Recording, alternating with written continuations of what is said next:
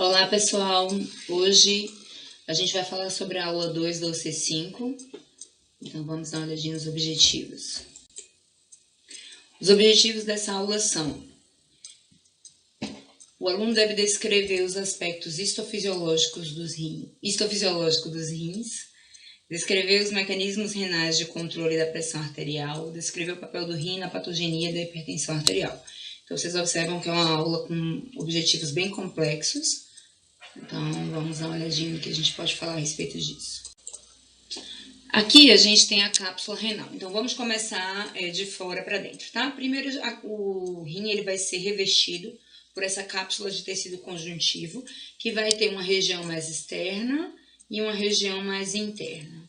A região mais externa, ela é rica em colágeno e ela vai ter muitos fibroblastos, que vão ser essas células com o núcleo achatado. Aqui.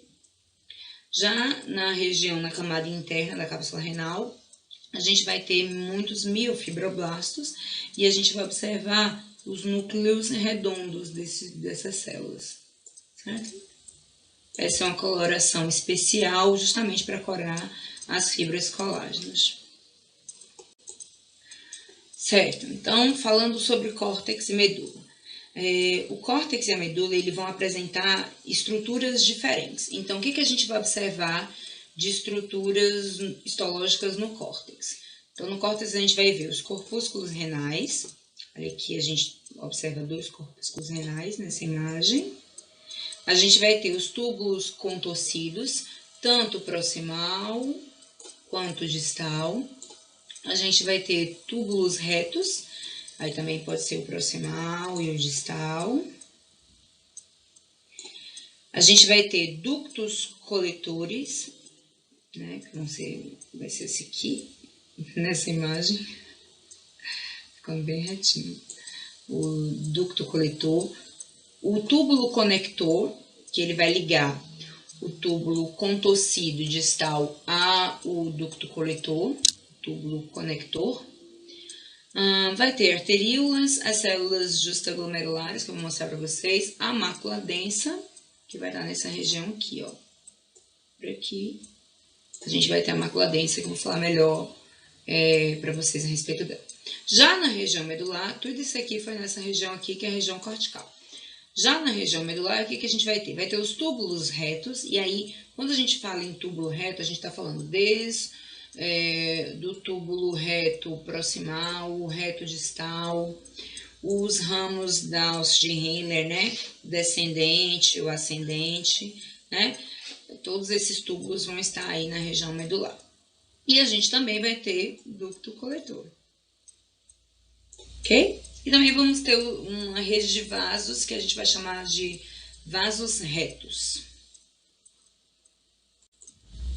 Ok, então aqui a gente tem uma imagem justamente para a gente comparar a região cortical com a região medular. Então, para eu, em uma prova prática, eu já olhar de cá, já saber, é região cortical, eu vou procurar os corpúsculos renais, tá vendo? Achei corpúsculo renal, já sei que eu estou falando de córtex. Então, essa aqui é a região cortical e do lado de cá a gente tem a região medular. A região medular, ela ainda vai ser dividida em medular externa e medular interna. E essa divisão ela é interessante porque diferentes estruturas podem ser encontradas na região medular externa e interna. A gente fala disso mais à frente. Então, vamos dar uma olhadinha agora aqui, ó. Aqui a gente tem raios medulares e labirintos corticais, como eu falei para vocês. O que eu vou ter nos raios medulares? Os raios medulares vão ser uma região com túbulos. Que túbulos que a gente vai encontrar? Túbulos retos e ductos coletores. Cada vez mais, estou conseguindo desenhar cada vez melhor.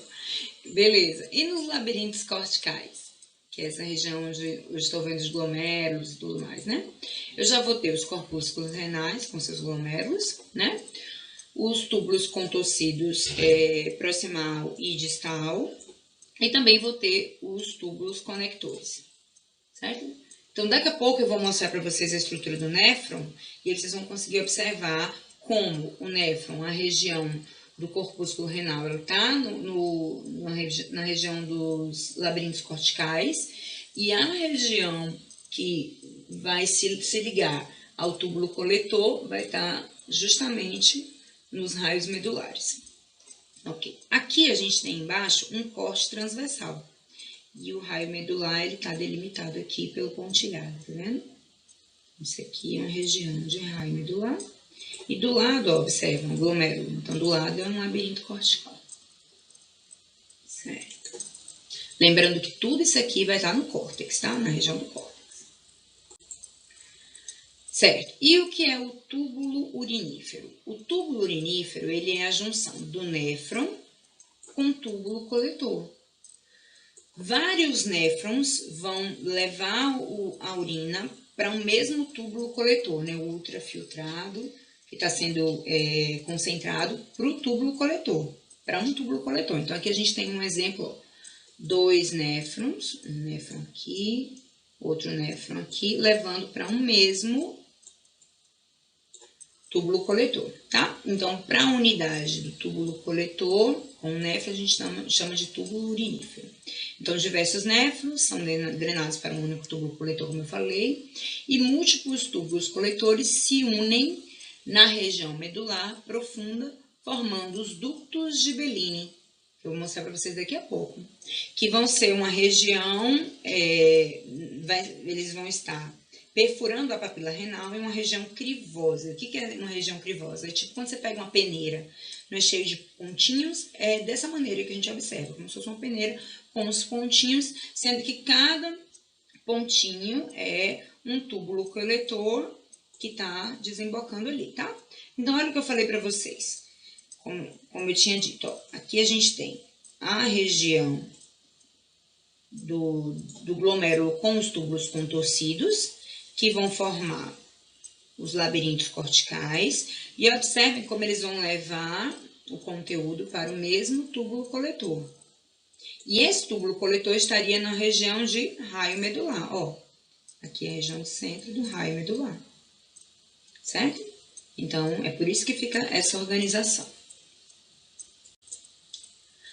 Certo, mais uma vez falando sobre a pirâmide renal. Então, o que é a pirâmide renal? Ela vai ser a união dos néfrons que estão desembocando no mesmo túbulo coletor. Aí a gente vai ter, ó, um desenhozinho aqui, por exemplo. Aqui, vou tentar de novo. Pronto, isso aqui, ó. Isso aqui é uma pirâmide renal, aí ele pegou e deu uma ampliada aqui do lado. O que a gente pode ver? Aqui a gente tem um néfron se ligando ao túbulo coletor dele, ok? Então, a pirâmide renal, ela vai ter a base no limite entre o córtex e a medula, e o ápice vai ser na região dos ductos de Bellini, que é justamente aquela região crivosa, né? Que é o ápice da papila renal. Certo, mas vamos ver uma imagem, então, de microscopia eletrônica. Aqui é a região da papila renal, certo? E cada um desses furinhos aqui são os ductos de Bellini, que também podem ser chamados de ductos papilares. Eles são as regiões aonde os túbulos coletores estão jogando o seu conteúdo. E é uma área crivosa, tem literatura que chama de cribriforme, e ela é semelhante a uma peneirinha. Todo o conteúdo vai ser lançado. E para onde é que vai? Sai da papila, vai para onde? Vou mostrar no próximo slide. Da papila vai para o cálice menor. E aí, no cálice menor, aí a gente vai unir vários cálices menores, 2 a 3 cálices menores, e eles vão desembocar no cálice maior. E o cálice maior vai desembocar o conteúdo na pelve renal, o conteúdo vai para o ureter e depois para a bexiga, certo? Então, olha para cá. Aqui, por exemplo, ó. Aqui a gente tem a pirâmide. O conteúdo da pirâmide vai para uma região de cálice menor e o cálice menor vai para um cálice maior, certo? O cálice maior vai para a região da pelve renal, que vai para o ureter e depois para a bexiga, né? Tudo certinho. Aqui de novo, ó. Cálice menor. No cálice menor, a gente vai ter várias pirâmides renais, tá? Cálice menor. Depois, a gente vai do cálice menor para o cálice maior, para a pelve renal, para a ureter. Certo? Aqui, vamos agora comparar uma microscopia eletrônica com a microscopia óptica. Aqui é a região, né, dos ductos de Bellini, a papila renal, certo? Ó, papila renal aqui em cima. O líquido vai para cá e vai ser lançado para dentro do cálice menor. O cálice menor vai para o cálice maior, que vai para a pelve renal, como eu tinha falado antes. E aqui, só para mostrar que o rim ele também pode ser dividido em lobos e lóbulos. O lobo vai ser o conjunto, né, das estruturas de uma pirâmide renal, tá vendo? E aí a gente vai chamar isso de lóbulo renal. E de lobo renal. E o lóbulo renal vai ser a união de cada túbulo com o seu néfron. Aqui mais uma vez mostrando o córtex, medula.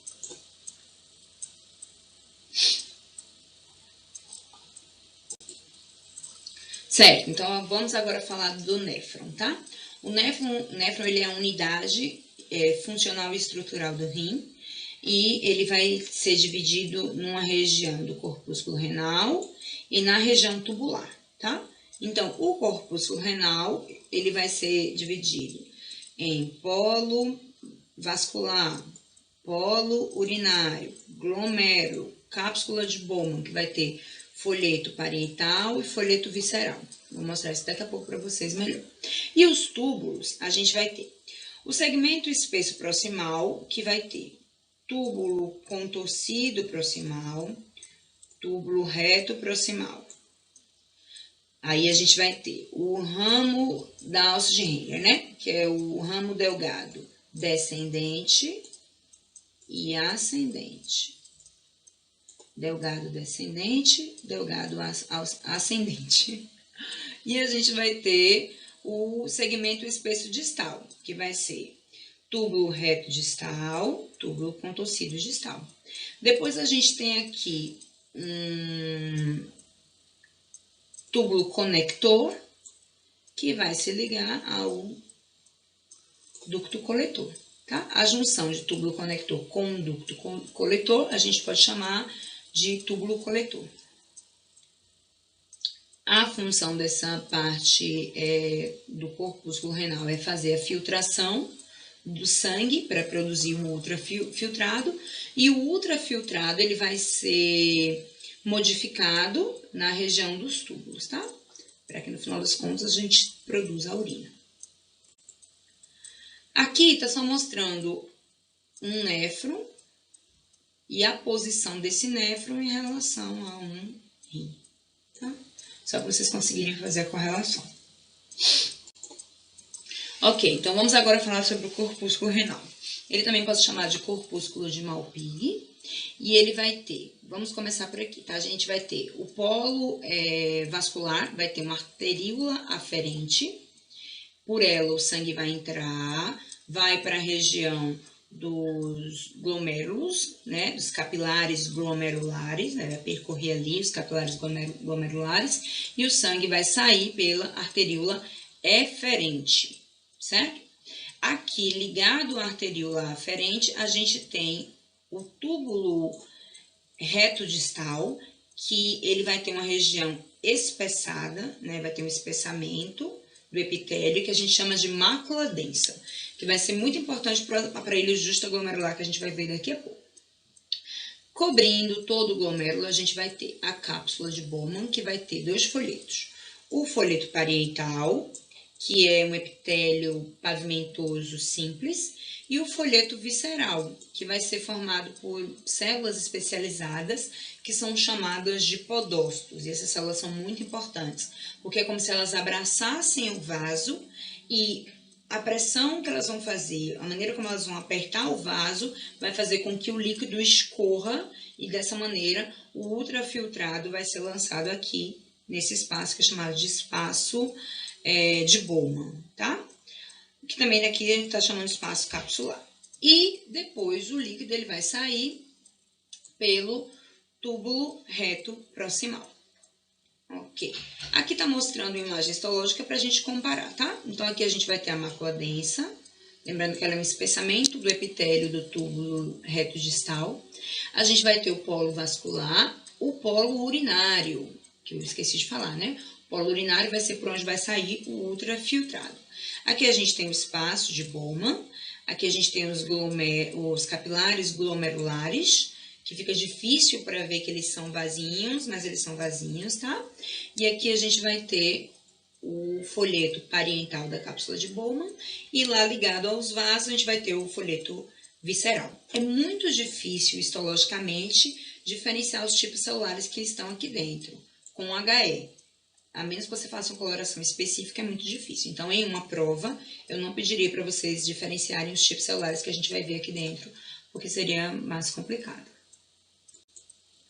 Aqui, mais uma vez, o corpúsculo renal. Então, a gente vai ter... Por que eu botei essa imagem também? Porque lá, a gente não conseguia ver isso aqui, ó, que são as células mesangiais, que são células muito importantes, tá? Então, mais uma vez, a gente vai ter a arteríola aferente, por onde o sangue vai chegar, vai para os capilares glomerulares, vai sair pela arteríola eferente. Aqui a gente vai ter a mácula densa, que, como eu falei, ela é um espessamento do epitélio do túbulo reto distal. E aí, ó, a literatura, ela meio que entra em convergência. Tem, até no próprio Ross, tem uma hora que ele pega e diz que é o túbulo reto distal, e tem uma hora que ele diz que é o início do túbulo contorcido distal. Então, é o túbulo distal que vai fazer a volta. A primeira voltinha que ele faz, ele encontra aqui com o polo vascular. A gente também vai ter aqui as células justaglomerulares, que são células musculares lisas, que são diferentes, elas são especializadas para a produção de renina, e elas vão funcionar no sistema renina-angiotensina-aldosterona, quando a gente ativar o aparelho justaglomerular, por causa da diminuição da pressão arterial. A gente vai ter os podócitos, que vão as células, como eu falei, que são as células do folheto visceral, que vão abraçar os capilares.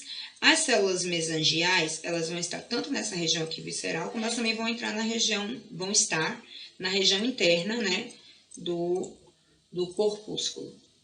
Tá? E elas vão ser muito importantes, porque elas vão ter função imunológica, embora elas não sejam células oriundas da medula óssea, é muito importante.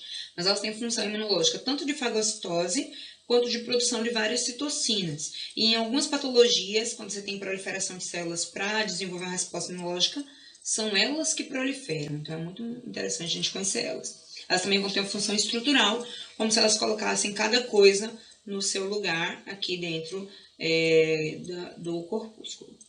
A gente vai ter aqui o polo urinário, e aí no polo urinário a gente vai ter as células do túbulo reto proximal. Acho que é só isso, acho que eu esqueci. Ah, tá. As células mesangiais, elas podem ser divididas em extraglomerulares e intraglomerulares ou glomerulares, tá? Então, às vezes na literatura, aqui, intraglomerulares ou glomerulares, a gente pode ter essa diferenciação. Aqui mostrando uma imagem, né, de uma lâmina renal, aqui a região dos capilares glomerulares, o folheto visceral vai estar aqui, os podócitos, como eu falei, é difícil diferenciar os tipos celulares, então não vou cobrar para vocês com HE, né?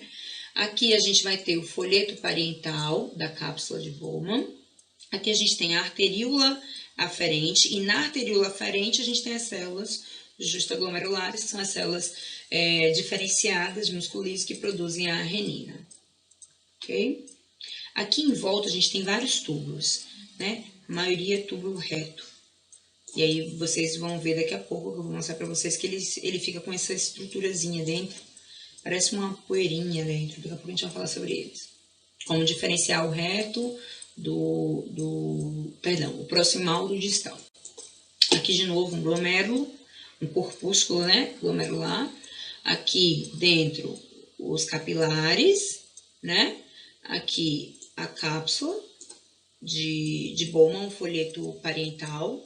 Por aqui a gente vai ter o folheto visceral, né? Esse aqui é o polo urinário, esse aqui é o polo urinário, e esse aqui é o polo vascular. Como é que eu sei que esse polo é vascular? Por causa da mácula densa. A mácula densa, ela sempre está ligada ao polo vascular. Nem sempre dá para vê-la, mas quando dá para ver, aí você tem certeza que esse aqui é o polo vascular, ok? E aqui ele apontou para uma célula que ele disse que é uma célula mesangial extra-glomerular. Okay. Aqui, mais uma vez, mostrando as células mesangiais. Então, elas vão ligar os capilares e elas vão ter uma função estrutural muito importante, porque é como se elas colocassem cada coisa no seu lugar. Então, aqui, por exemplo, de acordo com o que está sendo mostrado aqui, como se essas células aqui, ó, elas fossem células mesangiais, ok? E aí elas vão colocar cada coisa no seu lugar. Aí a gente também vai ter o capilar, né, com os podócitos, né? Os podócitos, eles vão abraçar, e esses espaços que ficam, como tipo, eu estou abraçando aqui o meu braço com a minha mão, vendo os espaços entre os meus dedos, eles seriam como as fendas de filtração, que a gente vai ver daqui a pouco, que elas são muito importantes, porque é através delas que o líquido ultrafiltrado vai passar. Aqui, mais uma vez, a gente tem um outro glomérulo, né? Folheto parental, por aqui a gente vai ter o folheto visceral, né? E aqui, de acordo com o que está indicando, é uma célula mesangial. Mas aqui, ó, nessa região, a gente consegue ver mais células mesangiais, tá vendo? Elas geralmente têm um núcleo maior e a cromatina mais frouxa. Ok, então vamos agora falar sobre a barreira de filtração. Ela é muito importante, ela vai ser constituída de principalmente 3 elementos. O epitélio do endotélio vascular. Esses capilares são capilares muito fenestrados, então eles têm muitos poros, porque de propósito eu quero que o líquido passe. Então essa é uma região descontínua do aparelho de filtração. Depois a gente tem a região da membrana basal, e ela vai ser uma união da membrana basal das células dos capilares com as células dos podócitos, tá? E ela vai ser uma região contínua. Enquanto o epitélio é descontínuo e os podócitos, eu vou mostrar para vocês que eles são descontínuos, ela é contínua. E ela vai ser muito importante, porque graças a ela, as estruturas grandes como proteínas não passam. E ela também tem uma filtração por seleção de carga elétrica. E aí, dependendo da carga elétrica, também não consegue passar. Então, as proteínas não passam nem pela carga elétrica que elas podem apresentar, mas também não vão passar por causa do tamanho delas. Então, isso é muito importante. Aqui, mais uma vez, está mostrando isso. Então, aqui é a luz do capilar, tá? Aí, a gente vai ter a região onde a gente vai ter os capilares, esse mais verdinho, azul, é a membrana basal, e depois a gente tem os podócitos. E os podócitos, eles vão ter essas estruturas aqui, que são os prolongamentos, né? Esses prolongamentos do podócito vão justamente abraçar. Os vasos, eles vão ter essas aberturas, né? O capilar, que estão chamados de poros endoteliais. Então, o líquido vai passar por dentro do poro endotelial, vai atravessar a membrana basal, depois vai atravessar pela abertura dos podócitos para só então cair no espaço de Bowman, ok? Certo, vou mostrar mais uma vez aqui, ó. Aqui só mostrando antes, com uma coloração específica, a membrana basal, para vocês observarem que ela é bem desenvolvida. Então, nessa coloração, a gente conseguiu marcar colágeno, e aí com isso a gente consegue ver melhor a membrana basal, tá? Aqui é a mácula densa. Então, a gente sabe que essa região aqui é do polo vascular, né? Como eu falei anteriormente. Aqui, a gente tem uma microscopia eletrônica de transmissão. E aqui a gente consegue ver o seguinte, ó. Capilar. E aí, depois do capilar, a gente vai ter o epitélio do capilar, membrana basal e a região dos podócitos, tá vendo? O núcleo do podócito e os prolongamentos do podócito. E a gente também tem o espaço subpodocítico, que, de acordo com algumas literaturas, também vai ter uma influência importante para a filtração. Mas para a gente, eu só vou cobrar esses 3 componentes do aparelho de filtração, tá? Então, aqui a gente vai ter uma ampliação E o que a gente vê? Os pedicelos dos podócitos, né? Que são os prolongamentos dos podócitos. A membrana basal glomerular, né? E aqui são os poros dos capilares, por onde o líquido vai passar, certo? Então, o líquido vai ter que atravessar pelos poros, passar pela membrana basal e passar pelos pedicelos. E nos pedicelos, a gente ainda tem uma membranazinha aqui, que também ajuda na filtração. Mais uma vez, esse aqui é bem interessante porque é uma imagem, né, um desenhozinho, que mostra como é que os podócitos eles vão estar abraçando os vasos. Então, o vaso está passando por aqui, por dentro, né? Tem as células do endotélio vascular, membrana basal. E isso aqui são os prolongamentos dos podócitos, né? E aí, esses prolongamentos dos podócitos abraçam os vasos. E eles são muito importantes, gente, porque o vaso, ele tá passando aqui, né? O podócito, o fato dele apertar ou soltar, né, entre aspas, esses prolongamentos, vai fazer com que aumente ou diminua a pressão no vaso. Se eu aumento a pressão no vaso, eu aperto, mas líquido escorre. E com isso eu tenho uma produção maior de ultrafiltrado. Isso é bem importante, né? Essa capacidade dos... Então, esse aparelho de filtração, ele é todo muito ajustável, de acordo com a nossa necessidade. Estou querendo filtrar mais, então ele vai sofrer variações, justamente para que a gente consiga filtrar mais ou filtrar menos. Aqui está só mostrando a mesma coisa, tá? Capilar, com os poros, a membrana basal e o podócito com os seus prolongamentos, tá? Mais uma vez, aqui dentro, a luz do capilar, ó, os poros dos capilares, a membrana basal, os prolongamentos dos podócitos, né, que podem ser chamados de pedicelos, um núcleo do podócito, e aqui as três estruturas que eu falei para vocês do aparelho de filtração. O epitélio, a lâmina basal, né, a membrana basal, e os pedicelos. E eles vão ter uns diafragmas, uma membranazinha bem delicada, com algumas moléculas, que também vão ser muito importantes para a filtração glomerular. Lembrem disso aqui, tá? Porque isso aqui vai ser muito importante para as patologias que a gente vai ver no decorrer dessa UC. Aqui, mais uma vez, uma microscopia eletrônica, né, de transmissão. Aqui é a luz do vaso, os poros do vaso, a membrana basal, núcleo do podócito, prolongamentos dos podócitos. Mais uma vez, microscopia eletrônica de varredura agora, tá?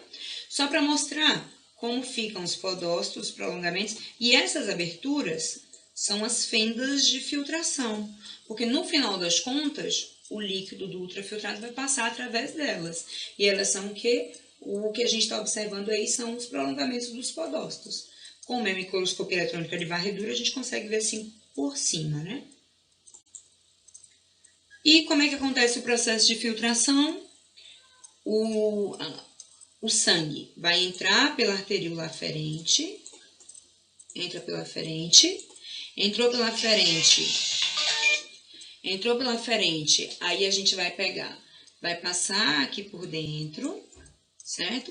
Depois que passou por dentro, vai ocorrer a filtração, ok? Porque vai atravessar o endotélio, depois a membrana basal, depois os podócitos, né, os prolongamentos dos podócitos com o diafragma, e vai cair dentro da cápsula de Bowman.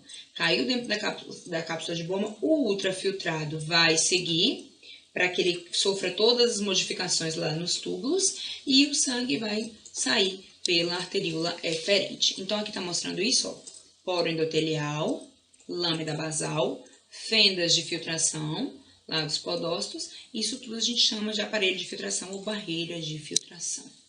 Ok? No final das contas, a gente vai produzir o ultrafiltrado. Então, o sangue entra pelo poro vascular, o ultrafiltrado sai pelo poro urinário. Aqui, só mais uma vez.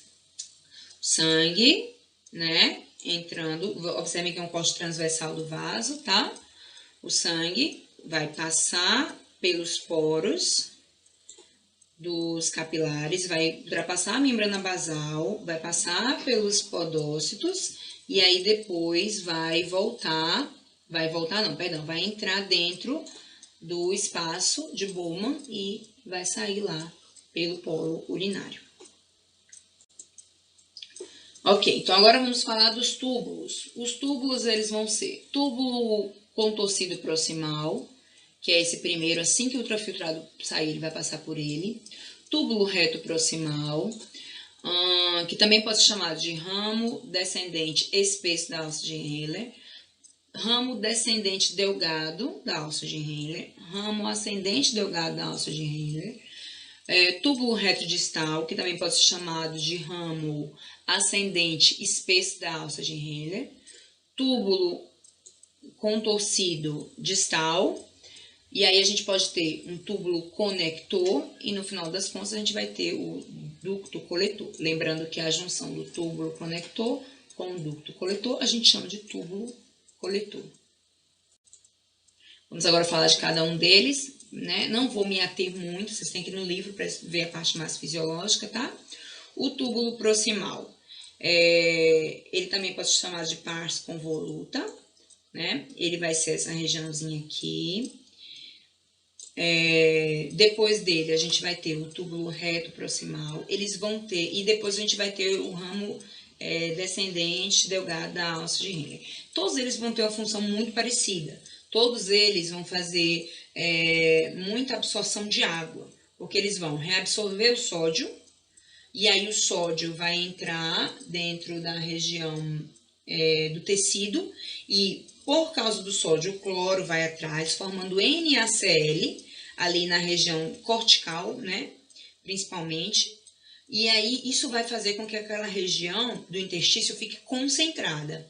Como ela está muito concentrada em sódio, o sódio atrai a água. Então, isso vai acontecer basicamente nessas três regiões, tá? Ok. Além de absorver água, todas as outras substâncias maiorzinhas vão ser absorvidas também nessa região graças a essas vilosidades, né? Vai ter essas vilosidades que são chamadas de borda em escova, elas vão ser muito importantes para a absorção de aminoácidos e de glicose, tá? Então, a borda de escova, ela vai ser muito importante também para a diferenciação histológica dos túbulos proximais dos distais, porque os proximais vão ter, ó, parece uma poeirinha na luz, e ela deixa a luz do túbulo com esse formato meio estrelado. O túbulo contorcido, isso acontece bastante.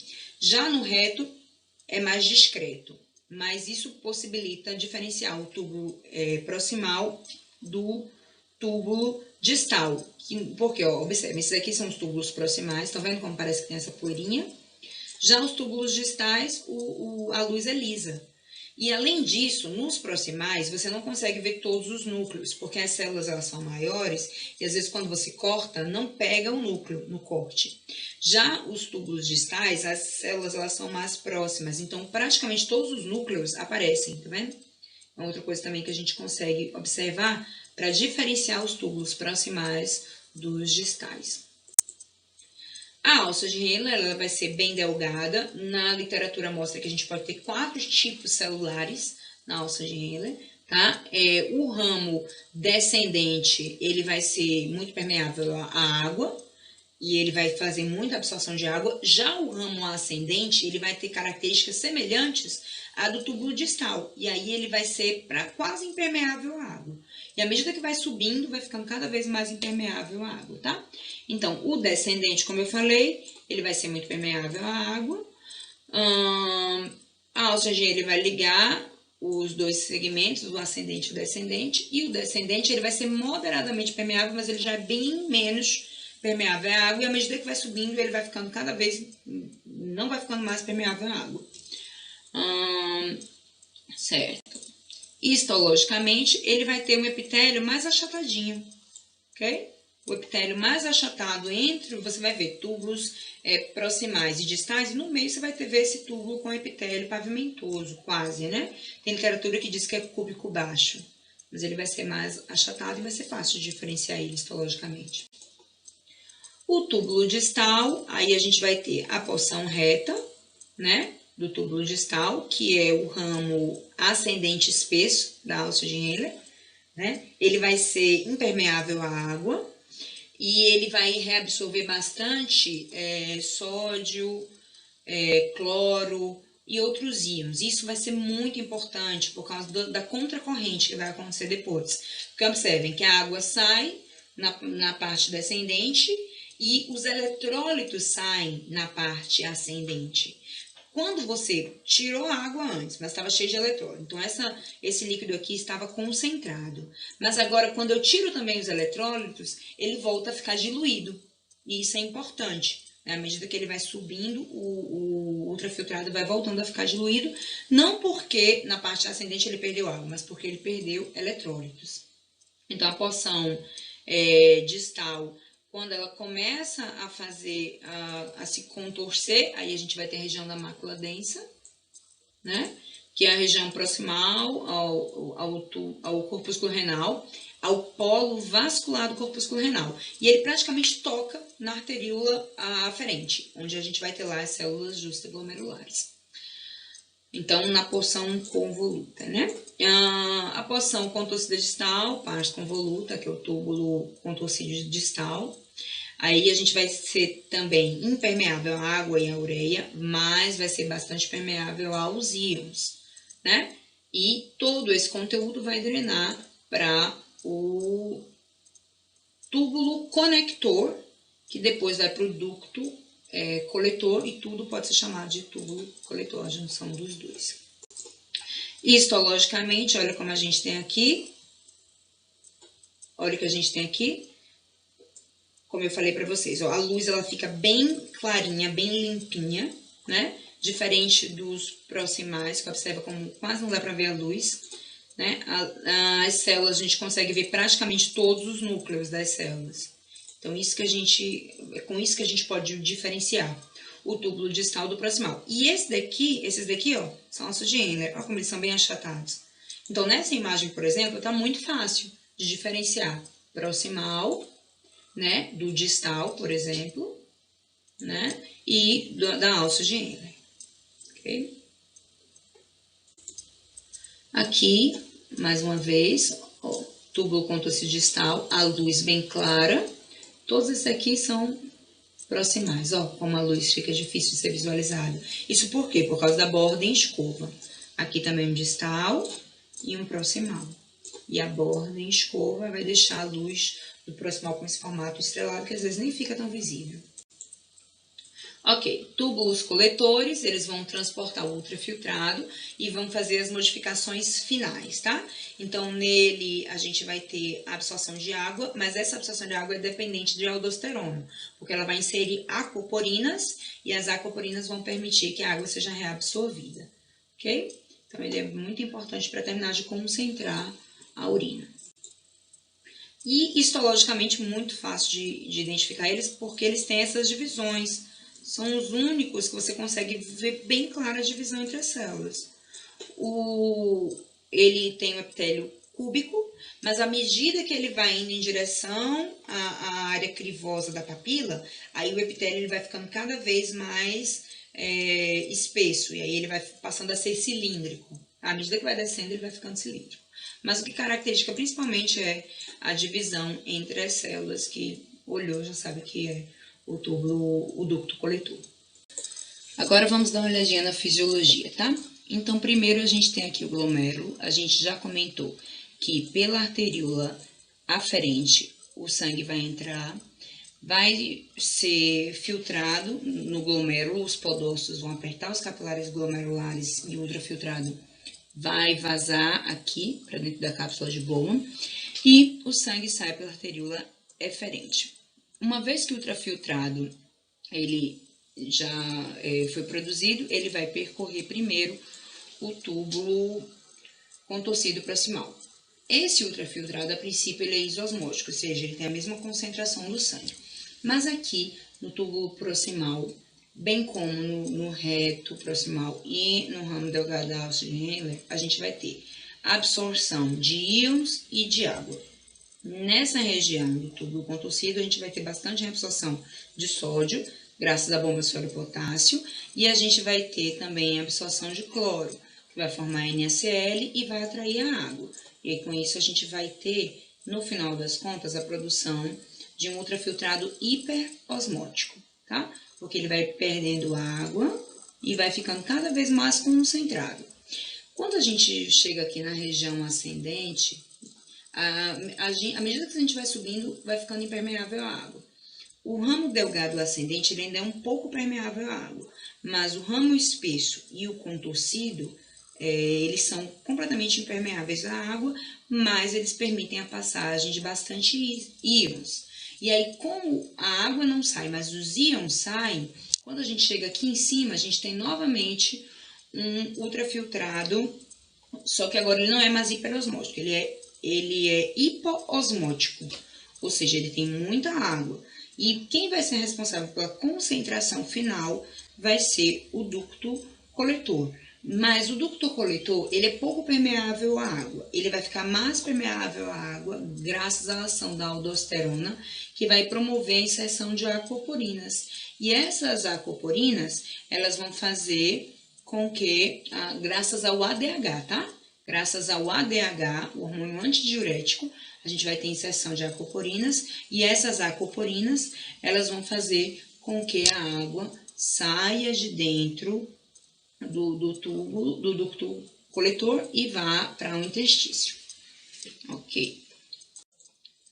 Então, aqui só mais uma vez, a gente vai ter o sangue entrando pela arteríola aferente, produzindo ultrafiltrado, né, graças à filtração glomerular, saindo pela arteríola eferente.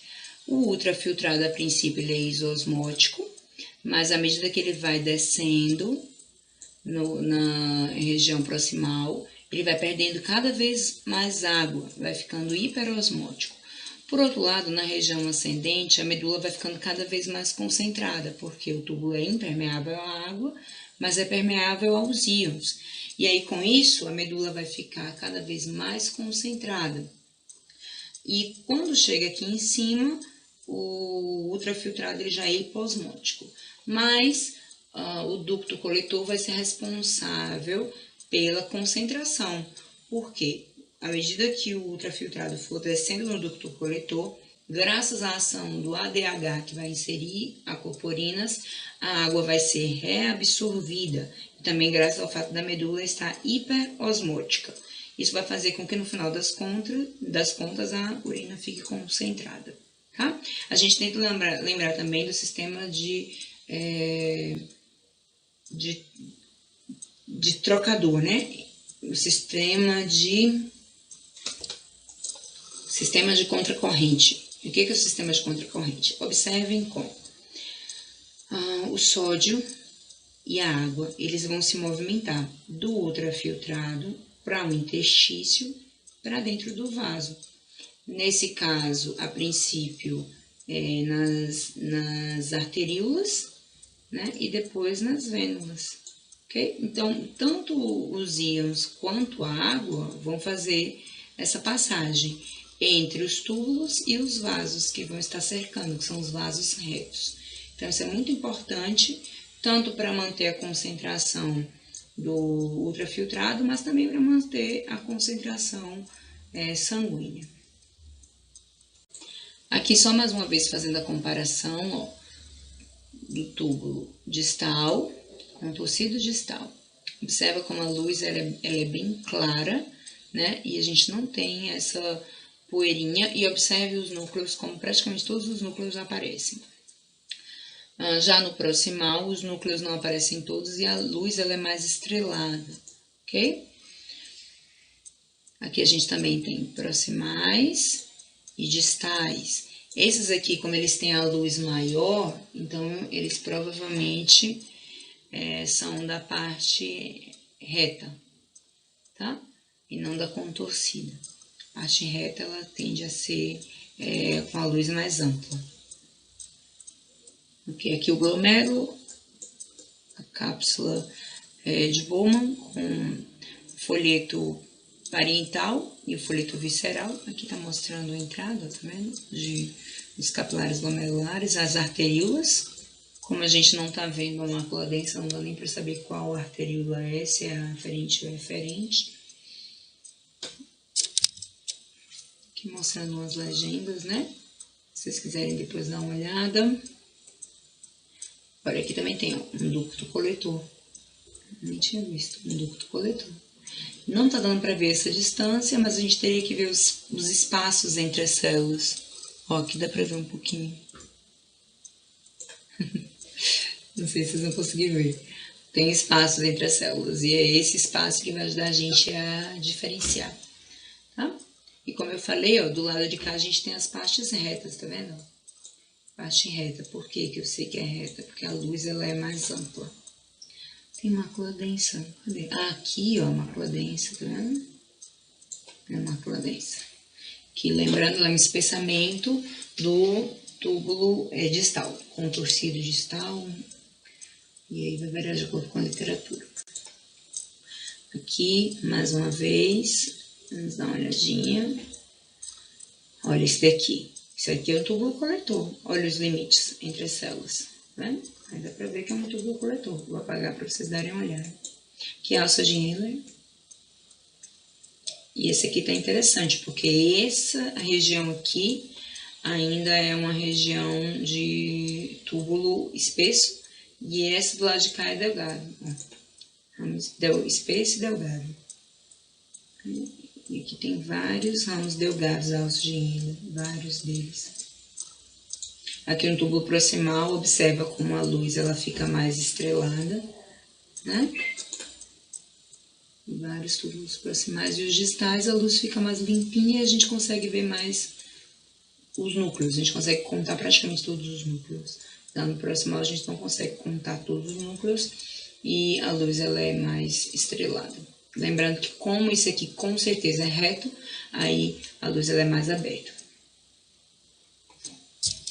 Aqui vai mostrando também as legendas. Aqui embaixo a gente tem uma região de uma pirâmide, né? Aí tá mostrando o tipo de epitélio, que é epitélio de tipo de transição, que é epitélio que a gente encontra na bexiga também. Aqui seria a área cribriforme, né? Onde a gente teria ali os ductos coletores desembocando para dentro do cálice menor. O desenho ficou perfeito. Pronto. Aqui. Então vamos falar um pouquinho sobre o aparelho justaglomerular. O aparelho justaglomerular ele vai ser composto pela mácula densa, que eu já falei para vocês, ela é uma região espessada do túbulo contorcido distal, e aí ela vai entrar em contato com a arteríola aferente, né, justamente na região das células justaglomerulares, que são células musculares diferenciadas que produzem a renina, e a gente tem também as células mesangiais, que vão estar aqui no meio, que também vão ser importantes, certo? Então vamos entender como isso funciona. Aqui mostrando mais uma vez, ó, mácula densa, glomérulo, né? Mácula densa, glomérulo. E aqui não tá dando para ver, mas com certeza ela vai em contato com as arteríolas. E ela vai funcionar como um osmorreceptor. Como assim? Ela vai conseguir sentir a concentração de sódio que vai passar aqui dentro. A concentração de sódio que está passando dentro do túbulo contorcido distal. E aí, dependendo da concentração de sódio, ela vai saber se a gente tem ou não uma diminuição da pressão arterial. Porque se tem pouco sódio, dos dois, ou a pessoa está com pouco sódio na corrente sanguínea, ou a pressão arterial está baixa, e aí, consequentemente, o ultrafiltrado ele está ficando mais diluído, porque o líquido passa mais lentamente, e aí o sódio ele acaba não concentrando. E aí, quando ele sente, ele reage a essa baixa de sódio, e aí ele libera substâncias como ATP, prostaglandinas, e essas substâncias vão ativar as células da justa glomerular para que elas liberem a renina, e aí com isso a gente vai ter ativação do sistema renina, angiotensina, aldosterona, que eu vou mostrar para vocês.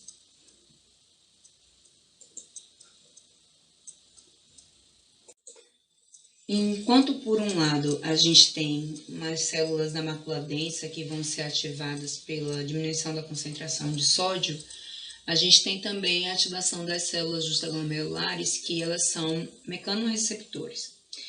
Elas conseguem sentir a distensão dos vasos.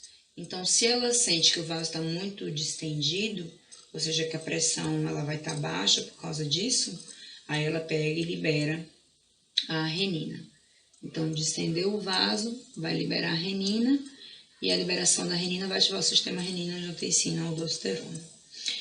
A mácula densa, ela também vai fazer com que as células justaglomerulares, elas sofram contração, porque aí elas vão fazer vasoconstricção, e aí vai diminuir a quantidade de sangue que vai entrar dentro do aparelho justaglomerular, dentro do glomérulo, e aí, consequentemente, também vai diminuir a quantidade de ultrafiltrado.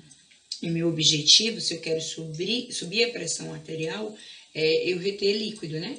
Porque a gente vai ter dois mecanismos para subir a pressão arterial nesse caso. Vai ser o aumento da permeabilidade vascular periférica e o aumento do volume sanguíneo, pela diminuição da excreção, né? Pela diminuição da urina.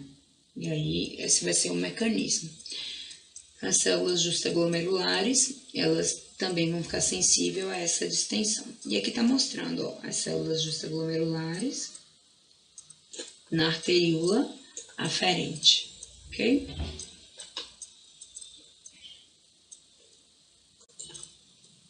E o que é o sistema renina-angiotensina-aldosterona? Vocês já devem ter ouvido falar muito dele, então vamos só pensar um pouquinho a respeito. Vamos começar pelo rim, já que a gente está vendo por esse ponto de vista, né? Então, uma vez que o sistema renina-angiotensina-aldosterona é ativado, as células justaglomerulares vão liberar a renina. A renina ela vai converter o angiotensina que foi produzido pelo fígado e está na corrente sanguínea em angiotensina 1. Essa angiotensina 1, pela ação da ECA, enzima conversora de angiotensina, que é produzida pelos pulmões, vai ser convertida em angiotensina 2. A angiotensina 2 ela vai até a suprarrenal e estimula a liberação da aldosterona. E essa aldosterona, ela vai pegar e vai voltar para o rim, onde ela vai aumentar a reabsorção de sódio para concentrar ainda mais o interstício, e com isso, com a concentração do interstício, aumenta a reabsorção de água. Além disso, a gente também vai ter o estímulo da liberação do ADH, que vai inserir aquaporinas lá no ducto coletor. E a angiotensina 2 também é um potente vasoconstrictor que vai levar à vasoconstricção periférica. E aí, com o aumento do volume sanguíneo e a vasoconstricção, a gente tem um aumento da pressão arterial, que era o objetivo, né? Aqui mais uma vez, mostrando o sistema renina-angiotensina-aldosterona. Então, a gente vai ter o angiotensinogênio produzido pelo fígado, pela ação da renina, liberada pelos rins, vai ser transformado em angiotensina 1, que pela ação da ECA, liberado pelos pulmões, vai ser transformado em angiotensina 2, que vai aumentar a atividade simpática, que eu nem tinha comentado na outra imagem, né, mas aumenta a atividade simpática, vai aumentar a reabsorção tubular de sódio e cloro, para que a gente tenha uma concentração do interstício, e com a concentração do interstício, a gente vai ter um aumento da reabsorção de água. Ele também vai estimular a liberação da aldosterona, e a aldosterona que vai fazer a reabsorção de água, né? Vai fazer a vasoconstricção periférica e vai estimular a neurohipófise, para que ela libere o ADH. E a liberação do ADH vai inserir aquaporinas no ducto coletor, que vai aumentar ainda mais a reabsorção de água, fazendo com que aumente o volume sanguíneo. E aí, com isso, aumenta o volume sanguíneo, aumento da resistência vascular periférica, a gente vai ter um aumento da pressão arterial. E qual é o papel do rim na hipertensão? Antigamente acreditava-se que o rim ele era o ponto-chave da hipertensão dita essencial. Hoje em dia os estudos já mostram que o ponto-chave talvez esteja no aumento da produção da angiotensina 2. Por isso tem até mudado a terapia, né? De repente utilizando mais medicamentos que estejam envolvidos com isso, com o aumento da produção de angiotensina 2, como o captopril, por exemplo. Mas, além disso, a gente também pode ter um aumento da hipertensão por causa de uma deficiência renal. Como mostra aqui, ó, um comprometimento da circulação renal pode levar a um aumento da resistência à filtração de líquido. E aí, com isso, a gente tem uma redução da capacidade de formação do filtrado glomerular. E aí, a pessoa vai acabar retendo sal e água, porque não está eliminando na urina. E a retenção de sal e água vai aumentar o volume sanguíneo, que também pode levar a um aumento da pressão arterial. Então, dessa maneira, o rim ele pode ter um papel importante na hipertensão. Mas eu quero que vocês pesquisem outros papéis, né? Outros mecanismos que o rim ele pode atuar na hipertensão, ok? Então foi isso, pessoal. Essa aula só não é o suficiente para vocês estudarem, porque tem muita coisa. Então vão para a literatura. Se tiverem alguma dúvida, me procurem que a gente conversa e eu tiro dúvidas de vocês, tá? Beijos, tchau!